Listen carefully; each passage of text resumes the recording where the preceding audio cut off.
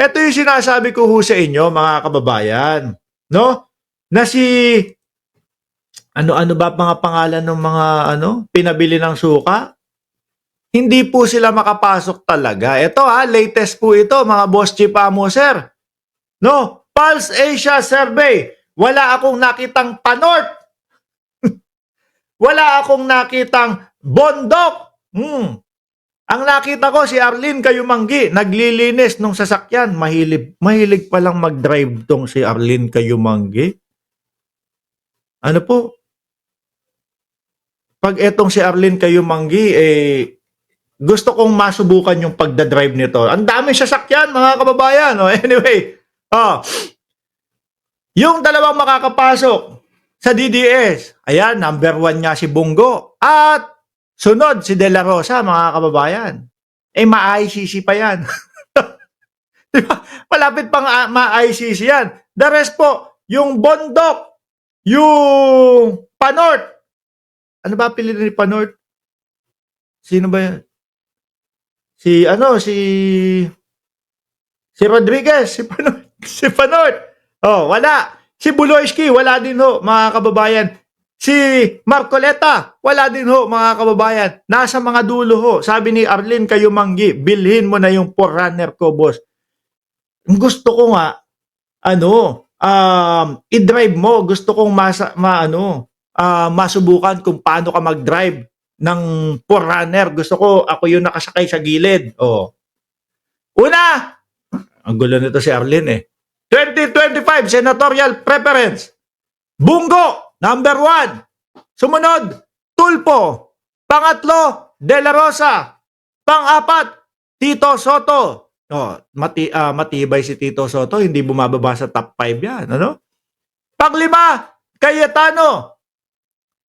Pang-6, pero ang posisyon niya from 5 to 11, Bong Revilla Jr. Ibig sabihin, naglalaro siya sa pang-5 hanggang pang-11. Sumunod, si Lacson. Ganon din pang-5 hanggang pang-11. Ako, sigurado ako dyan makakapasok si Lacson. Si Willie Revillame, nandito din. Di ba? Si Willie Revillame, nandito din. Pasok din sa 5 to 12 ang kanyang posisyon. Ilan na ba to? 1, 2, 3, 4, 5, 6, 7, 8. Pang-siyam na posisyon, Ben Tulfo, naglalaro sa pang-5 hanggang 12. Abi Binay, pang-10. Lapid, 11. Si Lapid nandito pa rin. Hindi ko alam na na tumatakbo pala. Hindi ko alam na senator pa din pala to. Pang-12, si Pacquiao. Ang posisyon niya, 8 hanggang 16. Kapag yung mga pang-11 pataas na hanggang 17, ayan, sila Salvador na po. Salvador, Villar, Camille, Bam Aquino. Ito, umaakyat ito. Galing po ito sa mga nasa pang-18 sa pang-ilan. Umaakyat yan, Bam Aquino. Si Marcoleta, nandun pa din po. Pang-12 hanggang 18. Si Rodante Marcoleta, lagi naman nung nandyan yan, mga bossing. May napansin kayong wala dyan? Mga boss? Meron kayong napansin na wala dyan? May isa akong napansin na wala dyan. Si Manang Aimee. Di ba, Leif Morgan? Si Manang Aimee, mga bossing. Si Manang Aimee, wala. Mukhang malabo. Di ba, Boss Mike? Boss Mike! Si Boss Mike talagang yan. Dedikado at tama ba? Yung Tagalog ko? Dedicated yan kay Manang Aimee, si Boss Mike. Dati. Pero ngayon, mukhang hindi na. Nakikita ko yung mga huling vlog ni Boss Mike Cervera, sinasabi, hindi ka naman nanalo, Manang Aimee. Yun naman po talaga ang kita ng sambayan ng Pilipino. Di ba? Malabo nang manalo yung si Manang Aimee ko. Di ba? Malabo na Bakit, mga kababayan? Halata ng sambayan ng Pilipino yung kanyang pamamangka sa dalawang ilog. Ewan ko nga ba, Boss Mike, ano ba naiisip Manang Aimee? Bakit nagkakandara pa doon sa boto ng mga DDS?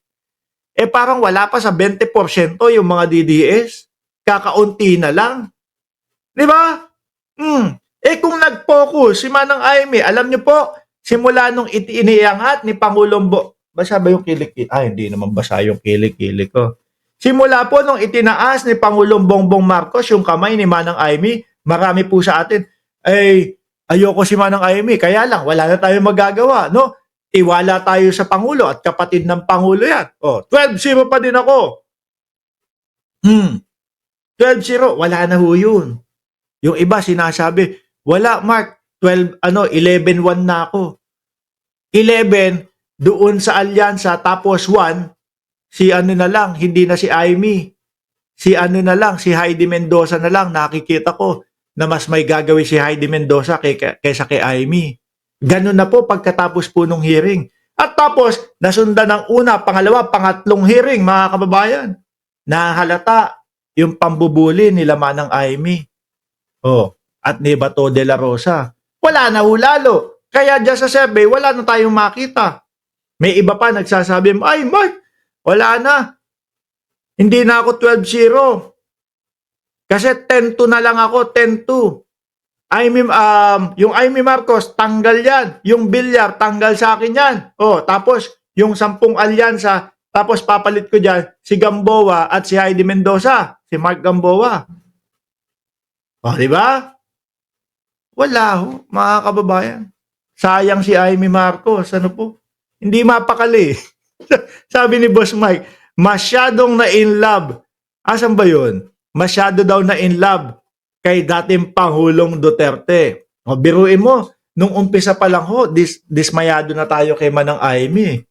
Sila dating Pangulong Duterte, nandoon sa entablado, nagsisalita doon sa kanilang mautog-mautog na ganun, Di ba? Meron tayong presidenteng adik, si Manang Aimee, nakaupo lang ng ganun. Di ba? Nakasuporta pa sa kanila. Ay, ano ba naman yan? Pero kahit mga kababayan, pikit mata pa din po yung mga mamamayang Pilipino o yung mga kasama nating mga nakasuporta kay Pangulong Bongbong Marcos kahit ganun. Kasi iniangat niya ng Pangulo yung kanyang kamay Pero pagkatapos ng hearing, wala na po talaga. Tuloy-tuloy na po, mga kababayan, lumagapak.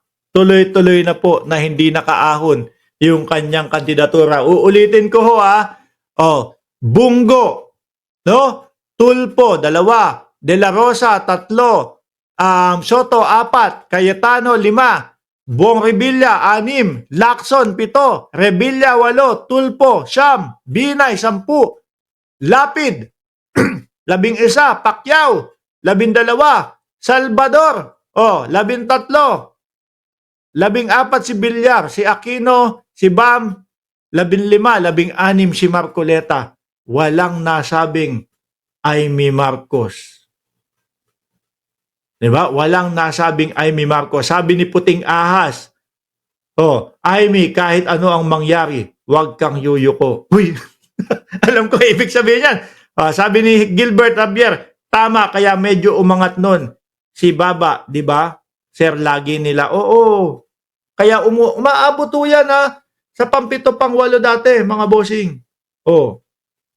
Sabi ni Super Hammer, Duterte forever! Sa ICC nga lang daw. Matutuwa na sana yung mga DDS di ba? Mabelkin Joe?